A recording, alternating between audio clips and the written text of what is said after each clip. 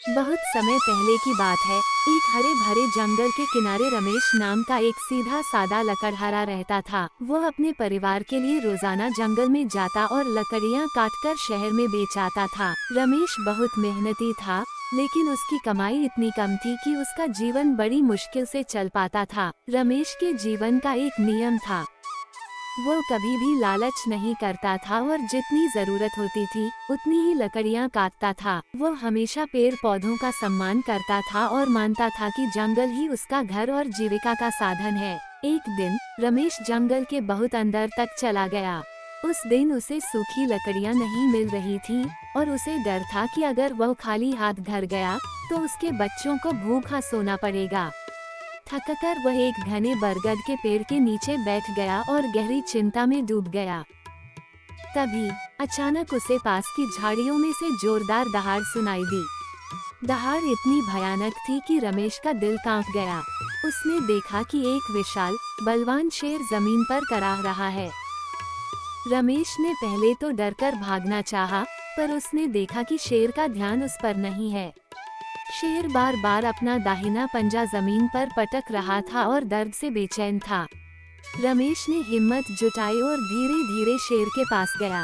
उसने देखा कि शेर के पंजे में एक बड़ा और नुकीला कांटा बुरी तरह धंसा हुआ था, जिसके कारण वह चल भी नहीं पा रहा था। रमेश ने सोचा, अगर मैं इसकी मदद नहीं करूँगा तो ये तड़प तड़प कर मर जाएगा। ये तो निर्दोष है, बस घायल है। डर पर दया भारी पड़ी। रमेश ने बड़ी सावधानी से अपनी कुल्हाड़ी का पिछला हिस्सा जमीन पर रखा और धीरे से शेर के पंजे को सहलाया।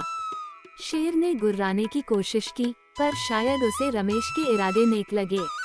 रमेश ने हिम्मत करके शेर के पंजे को कसकर पकड़ा और बहुत मुश्किल से वह जहरीला कांटा बाहर निकाला। कांटा निकलते ही शेर ने चैन की सांस ली, पर वह अब भी घायल था। रमेश ने तुरंत अपनी पोटली से पानी निकाला और घाव को धोया। उसके पास खाने के लिए कुछ जड़ी बूटियां थीं, जो वह कभी कभी अपने जख्मों के लिए रखता था। उसने उन बूटियों को पीसकर शेर के घाव पर लगा दिया और उस जगह को अपनी फटी हुई कमीज के एक टुकड़े से पट्टी बांध दी।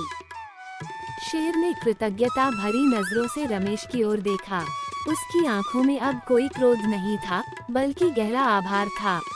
वह धीरे से उठा, रमेश को एक बार फिर देखा और लंगड़ाते हुए जंगल की गहराई में चला गया। रमेश ने लकड़ियां इकट्ठी की और घर लौट आया। उसने इस घटना का जिक्र किसी से नहीं किया, क्योंकि उसे लगा कि कोई उसकी बात पर विश्वास नहीं करेगा। वह अपनी रोजमर्रा की जिंदगी में वापस आ गया, लेकिन जंगल में अब उसे एक अजीब सा सुकून महसूस होता था।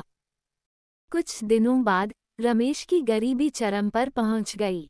उसके बच्चे भूखे थे। निराशा में उसने सोचा कि अब उसे जंगल के अंदर जाकर कीमती चंदन के पेड़ काटने पड़ेंगे, जो कि जंगल के नियम के खिलाफ था। जैसे ही वह अपनी कुल्हाड़ी लेकर चंदन के पेड़ की तरफ बढ़ा, एक जोरदार दहाड़ ने उसे रोक दिया। वही विशाल शेर उसके सामने खड़ा था, पर अब वह पूरी तरह स्वस्थ था। रमेश डर गया। उसे लगा कि शेर उसे मार डालेगा, लेकिन शेर ने उसे कोई नुकसान नहीं पहुंचाया।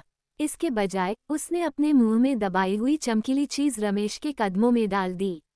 यह एक बहुमूल्य सोने का कंगन था, जो शायद किसी शिकारी से गिरा होगा।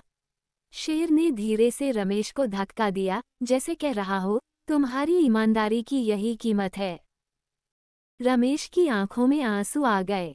उसे समझ आ गया कि दयालुता कभी व्यर्थ नहीं जाती और एक जीव के प्रति दिखाया गया प्रेम दूसरे जीव के जीवन में भी रोशनी ला सकता है। उसने शेर को धन्यवाद किया और उस कंगन को लेकर शहर गया। उसने उसे बेचा और उससे मिले पैसों से एक छोटा सा लकड़ी का व्यापार शुरू किया। रमेश ने कभी चंदन के पेड़ नहीं काटे और हमेशा जंगल की रक्षा की।